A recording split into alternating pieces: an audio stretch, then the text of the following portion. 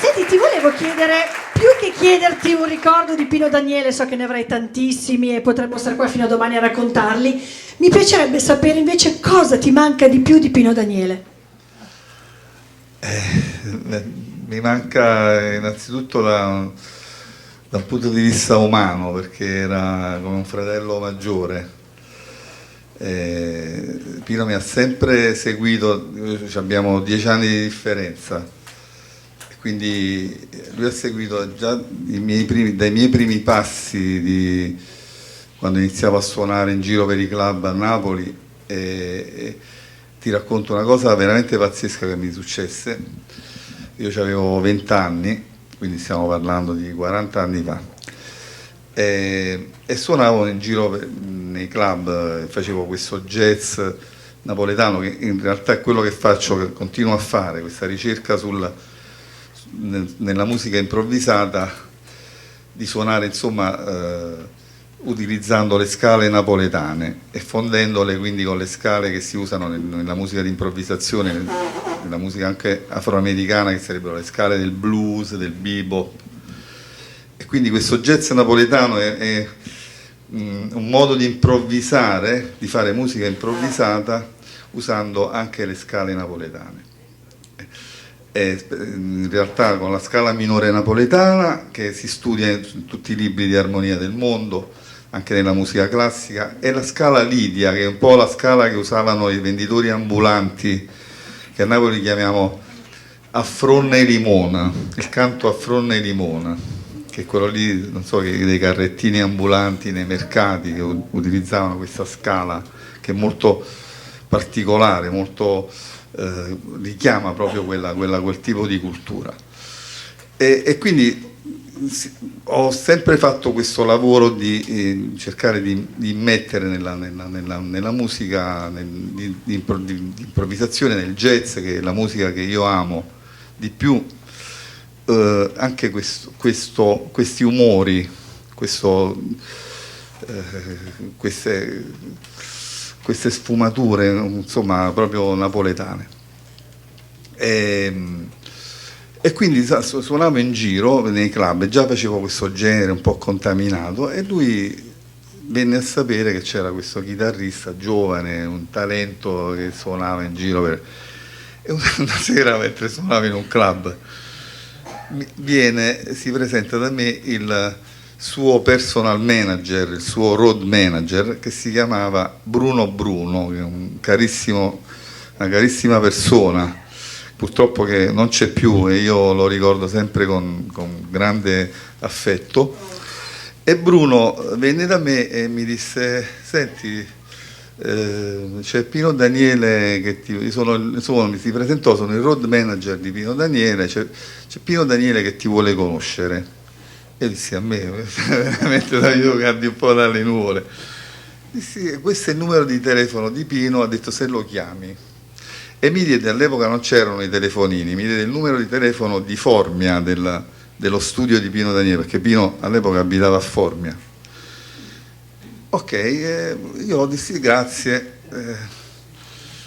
contento logicamente di questa cosa, perché Pino già era negli anni '80, era già famosissimo, quindi era già un'icona proprio della musica internazionale proprio, no? Allora a un certo punto io provavo a chiamare nei giorni successivi a questo numero e mi rispondeva sempre un segretario che faceva un po' da filtro. Allora io dicevo: pronto, buonasera, sono Antonio Onorato, vorrei parlare con Pino. E questo diceva: no, Pino non c'è, richiami domani. Una volta, 2 volte, 3 volte. No, a un certo punto mi scocciava, perché mi tagliava sempre questo, insomma. Io poi sono anche molto riservato, già per fare quella telefonata avevo preso proprio coraggio, perché di solito non mi metto a telefonare, a chiamare le persone.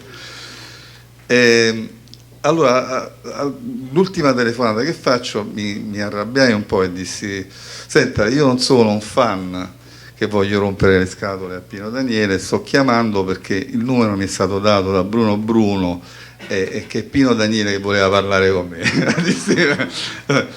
A quel punto dall'altro lato: uè Anto, quella voce così era Pino che diceva: uè Anto. Allora a quel punto io gli dico, poi Pino, ciao, è più facile parlare col Presidente della Repubblica che con te. E da lì va una grande risata così da parte di Pino, e da lì è nato questo rapporto di amicizia e di stima che per me, che è durato anni. Poi mi ha sempre invitato a suonare con lui, e per me questo è stato un motivo di grande onore, perché io non ho mai fatto parte della band di Pino Daniele, perché c'era lui che suonava la chitarra logicamente, e mi ha invitato sempre però come ospite, e per me è stato un grande onore, perché lui aveva come ospiti gente tipo Chick Corea, che ne so, Wayne Shorter, Pat Metini, ma gente proprio incredibile, tra i migliori musicisti del mondo. Quindi come strumentista, quindi essendo stato invitato da lui, per me è stato sempre un motivo di grande orgoglio. E ti voglio raccontare un'altra cosa, no? Che per farti capire Pino come era fatta. A me mancano molto, tu hai detto cosa mi manca? Mi mancano molto le barzellette che diceva Pino, perché Pino diceva delle barzellette che non facevano ridere a nessuno e rideva solo lui. E quindi sai, quelle barzellette dicevo, ma è talmente scema sta barzelletta che mi fa ridere, cioè proprio quelle cose assurde. Ma lui era convinto? Sì, lui le raccontava convinto così, e quindi questo mi manca molto. E ti voglio raccontare, giusto per farti capire Pino com'era, perché Pino aveva anche i suoi lati oscuri, logicamente, come ce ne abbiamo tutti, però era una persona simpaticissima, molto gioviale, molto, che si rideva e si scherzava sempre con lui, e mi ricordo una volta, ed era molto una persona molto poco egoica, hai capito? Ecco, questa è una cosa molto importante. Lui quando parlava con qualcuno, lui era sempre proiettato sul proprio interlocutore e non su di se stesso. Quindi, che ne so, parlava con te e diceva, che bella giacca, dove l'hai comprata questa giacca? La voglio regalare a mia moglie, per dirti, capito? Ti avrebbe detto così a te, capito? E non ha mai detto con me, essendo ecco quello che era, non ha mai detto, capite, io sono Pino Daniele, mai detto una cosa del genere, oppure io ho detto, e ne ho conosciuti tanti di artisti che sono così, ma vi assicuro che sono delle mezze calzette quelli che fanno così.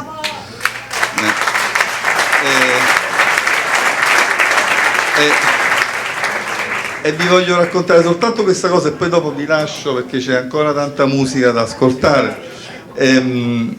Allora, per farvi capire la grandezza di Pino, io una volta ho fatto un tour negli anni 90 con lui, ero ancora un ragazzino, e mi trovai catapultato sempre come ospite in un tour negli stadi, tipo ogni stadio 50.000 persone, ma perché beccai un tour di Pino, quello che lui fece, che è quello di maggiore successo di pubblico, che lui vinse anche il Festival Bar in quell'anno là, con un brano, vabbè, si era un po' commercializzato per me in quel periodo, un po' troppo, però gli andavano bene le cose, e quindi io fui invitato in quel tour come ospite, e mi trovavo, per esempio, una volta allo stadio della Favorita a Palermo con 100.000 persone davanti, e io dovevo salire là sopra, no? Un'emozione pazzesca.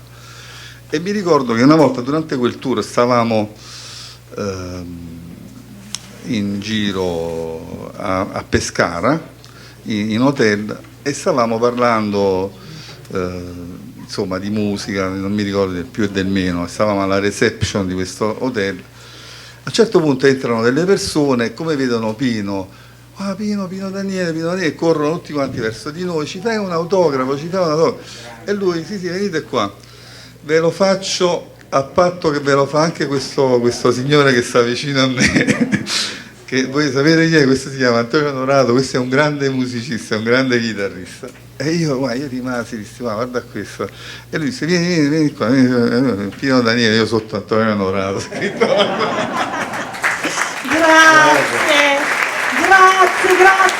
Antonio Onorato, grazie mille, grazie davvero.